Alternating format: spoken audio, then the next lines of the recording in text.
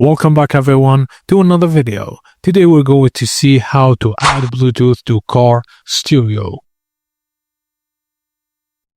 If your car has an aux port but no Bluetooth, a Bluetooth car kit is best option. Unlike FM transmitters, these kits provide better sound quality and a more stable connection since they connect directly to your stereo system.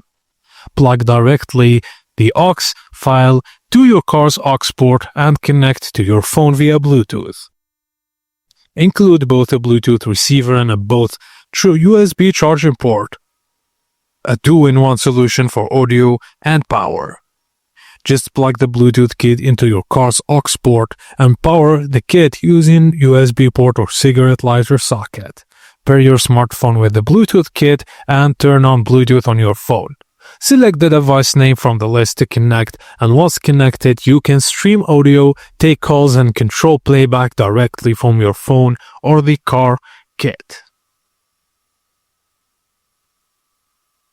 And that's it guys, thank you for watching, and please don't forget to like and subscribe for more.